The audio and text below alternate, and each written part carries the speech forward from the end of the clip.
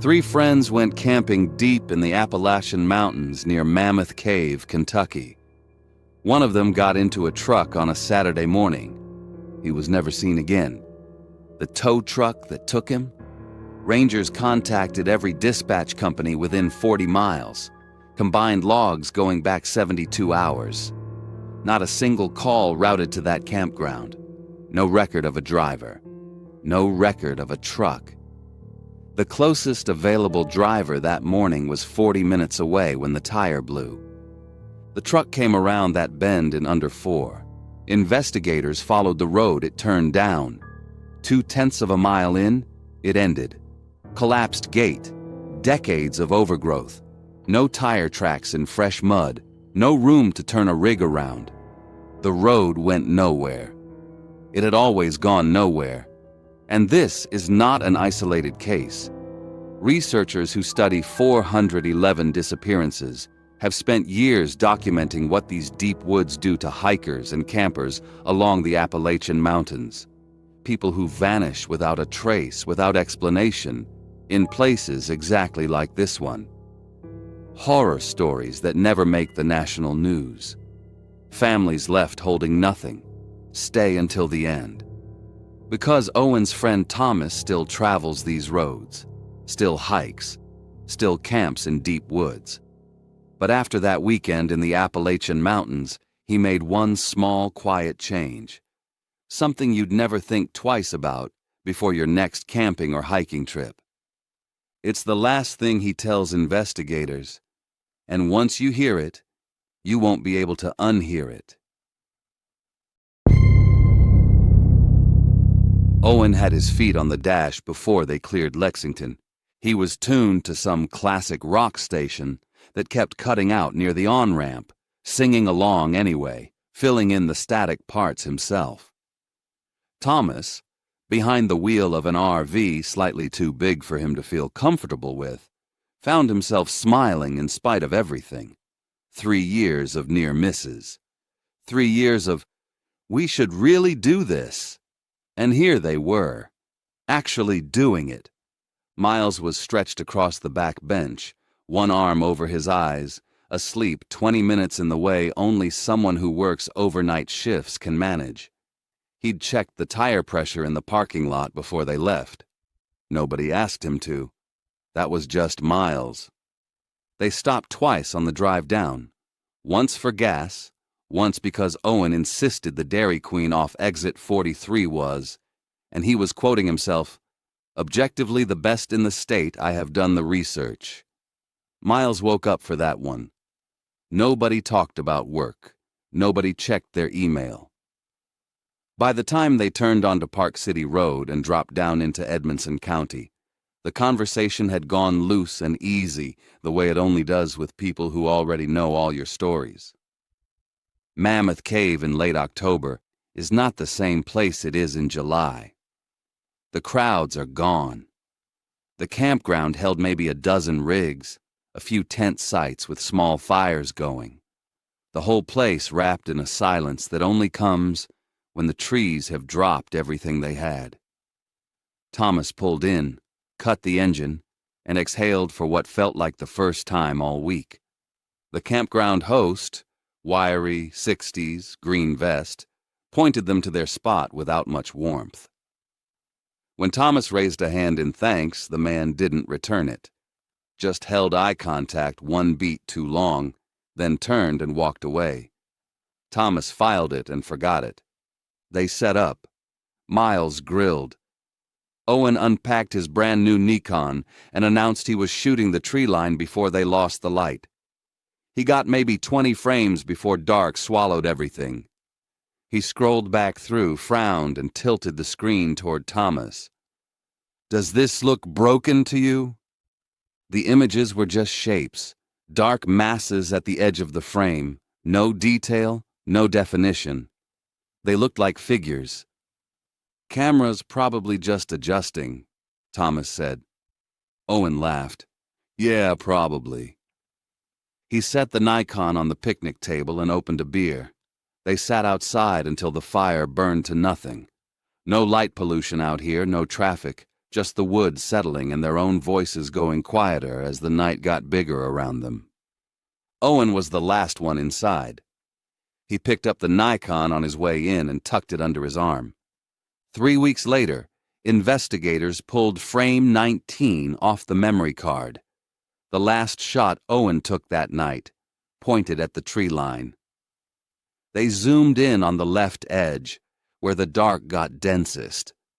There was something there that didn't match any of the surrounding vegetation. The report logged it as unidentified element, natural origin inconclusive, and moved on. Saturday morning came in gray and cold, the kind of cold that sits in your lungs. They unhitched the Jeep after breakfast and headed out. A supply run to a small store about 4 miles down the park road. The campground host had mentioned it the night before as the only place nearby with decent phone signal. Owen drove. Thomas rode shotgun. Miles was in the back, half asleep again, head against the window. A 1/4 mile from camp, the Jeep lurched hard to the right. The sound was wrong. Not the clean pop of a blowout, but something lower, something that seemed to come from underneath them. Owen wrestled the wheel and got them onto the shoulder. They climbed out into the cold and crouched to look. The rear tire was shredded. Not flat, shredded, the rubber peeled back in long strips like something had unzipped it from the inside out. And coiled tight around the axle, still there, was barbed wire. 3 or 4 loops of it, deliberate. Owen pulled at it with his sleeve over his hand and stopped. "It's wound inward," he said. Thomas looked. He was right. Road debris snags outward, catches on something and wraps as the wheel turns. This wire ran the other direction, toward the axle, like it had been placed there, wound by hand, tight enough to hold until the tire gave out. The question landed between all 3 of them. None of them said it out loud. Thomas later told investigators he didn't say it because saying it meant deciding when it was placed there. Sometime after they parked. Sometime in the night while they slept. He wasn't ready to answer that. They hadn't opened a phone yet. Signal was thin on the road. When a tow truck came around the bend. Slow. No rush. Like it had all the time in the world. The driver was a heavyset man in his 50s, sun-worn face, a name tag on his chest that none of them could later recall clearly. He stepped out, surveyed the Jeep without being told what happened, and walked directly to the rear tire. He stood over the barbed wire for a moment, nudged it with his boot. "Bear trap wire," he said. "Locals lose them on these roads all the time. Happens." He moved to the back of his truck before anyone could follow up. Thomas almost said something. He had his mouth open. He closed it. Later he couldn't explain why, only that something about the way the man moved made the words feel like a bad idea. The cab had 1 seat. Equipment took the rest. The driver said he could take one of them to the shop in town. The others could walk back to camp. 1.5 miles, easy road. Owen was already reaching for his camera bag. "I'll go," he said. He looked at Thomas. "I'll call when I've got signal." Thomas nodded. Miles nodded. Owen climbed into the cab and pulled the door shut, and the truck rolled down the hollow road and disappeared around a bend. Thomas and Miles stood on the shoulder for a moment. Then they started walking. They talked about nothing on the way back. The weather. Whether the camp store would have decent coffee. Normal things. The kind of talk that fills silence when you don't want to examine the silence too closely.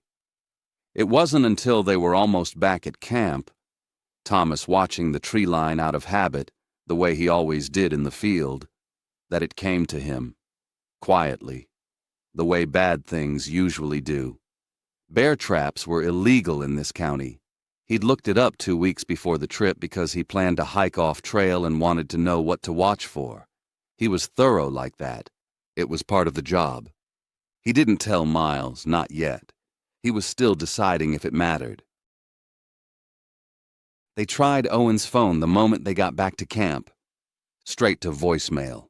Not a ring, not a busy signal, not a network message, just his voice. "Hey, it's Owen, leave it." And then the beep. Thomas left a message the first time. After that, he just hung up and called again. Same result. Every time. Like the phone had simply ceased to exist on the other end of the line. They told themselves signal was bad out there. The hollow road swallowed it. They'd read that before the trip. It was a reasonable explanation, and they held on to it through lunch, through the afternoon, through the slow crawl toward evening when the light went gold and then gray and then gone. By dark, they weren't telling themselves anything anymore. They were just sitting with it.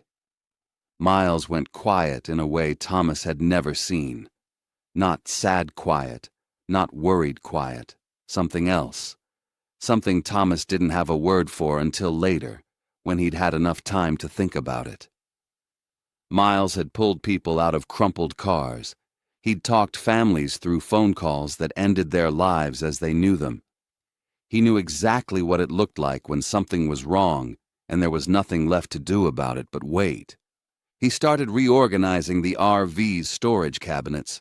Everything already had a place. He reorganized it anyway. Stacked the camp plates twice. Folded the dish towels. Thomas watched him and didn't say a word. Morning came pale and cold. No Owen.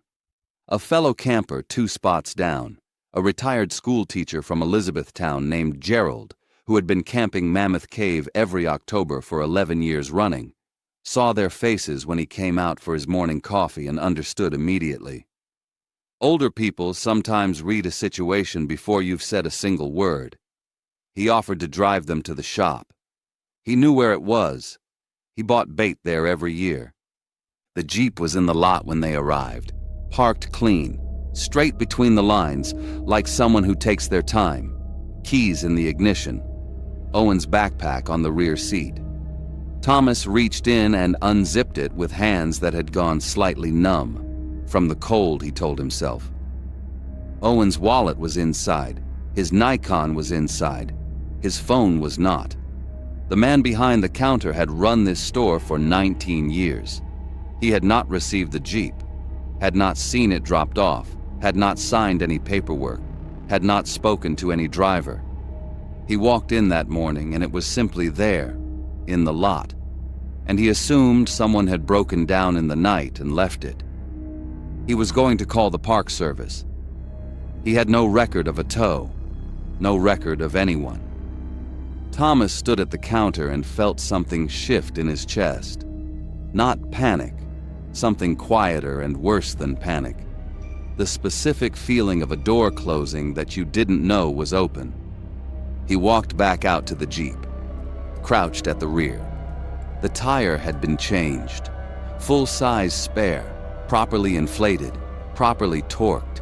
Somebody had done it right, done it carefully, the way someone does a job they've done 1,000 times.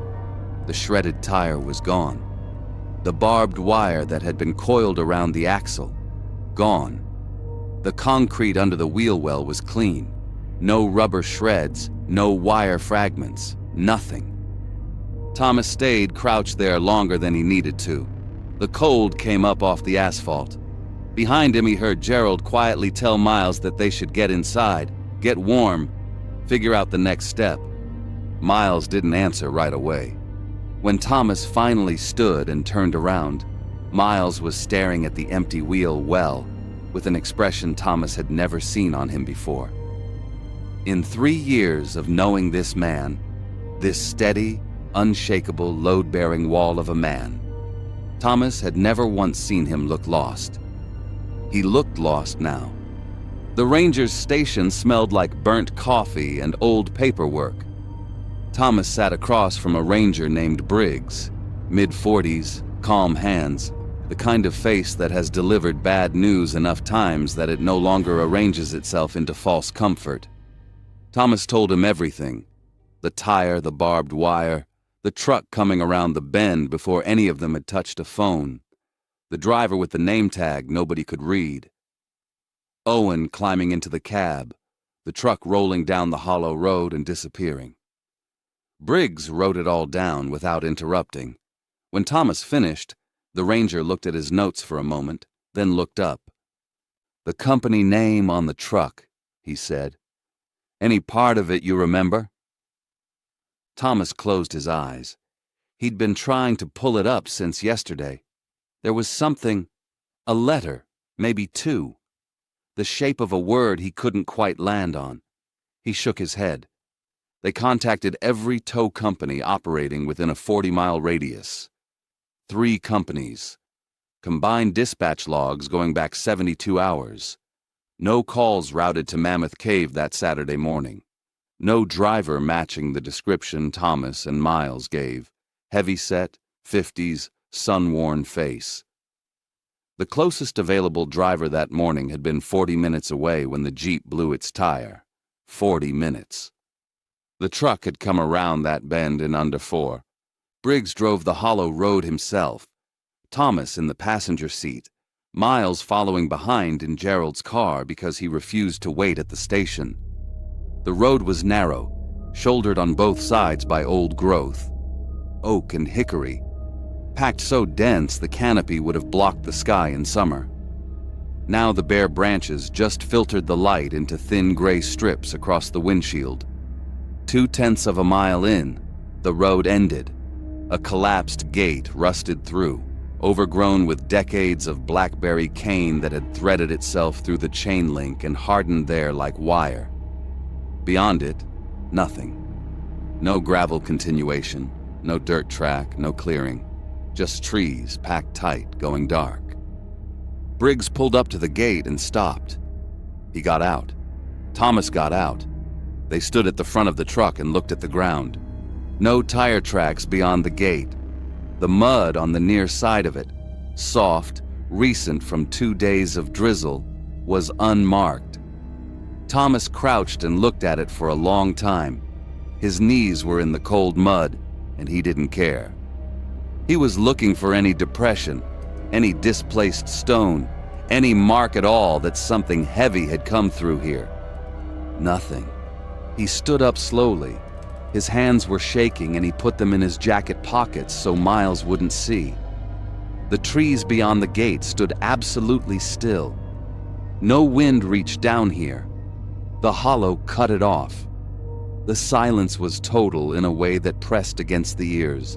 The kind of silence that feels less like an absence of sound and more like something holding its breath. "There's no turnaround," Thomas said.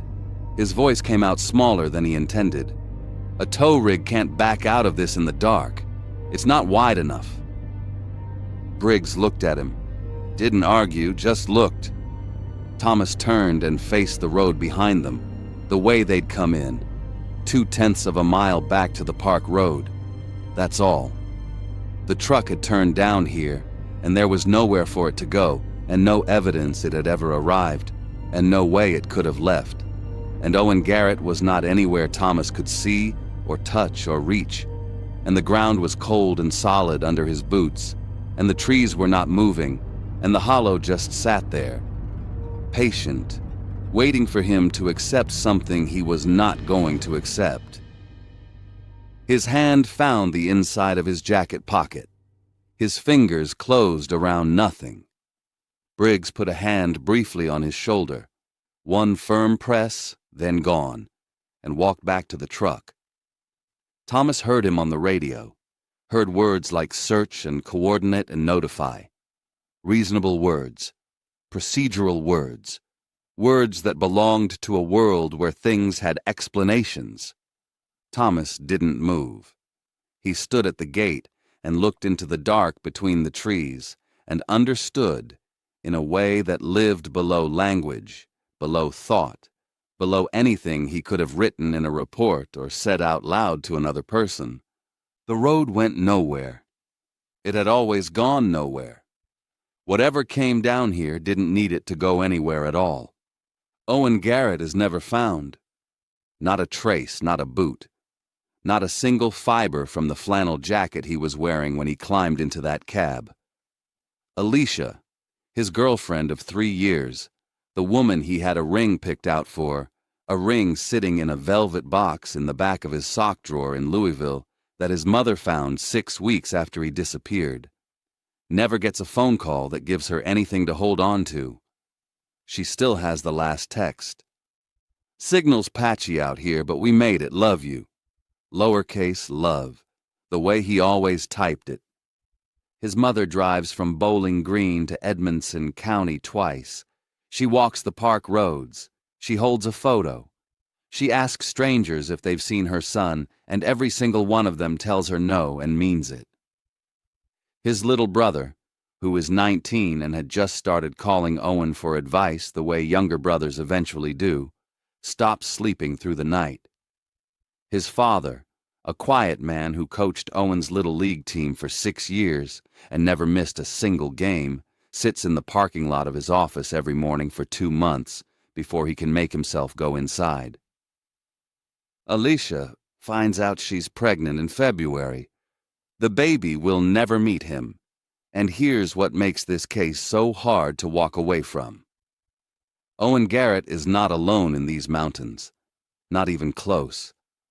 The Appalachian range stretches over 2,000 miles through 14 states, and people have been vanishing from it with a regularity that never quite makes the national news. Hikers, hunters, drivers who pulled over at the wrong moment on the wrong road, children who walked 30 feet off a trail and were never seen again. David Paulides, a former lawman turned researcher, has spent years cataloging these disappearances, cases with no remains, no evidence, no explanation that satisfies. He calls the cluster the Missing 411. Investigators call them isolated incidents. The families call them the rest of their lives. In Kentucky alone, dozens of people have vanished from rural and wilderness areas in the last 30 years under circumstances that don't hold together under scrutiny. In some cases, search dogs lose the scent at a specific point and won't go further. In some cases, the missing person's belongings turn up miles away, neatly arranged in terrain they couldn't have reached. In some cases, like Owen's, the person simply steps into a vehicle and the road swallows them whole. The Appalachian Mountains are the oldest on Earth, 380 million years old. They were here before the Atlantic Ocean existed. They have outlasted every civilization that tried to name them. They don't need a motive. Thomas still drives rural roads for work. He doesn't listen to music anymore. He needs to hear what's around him.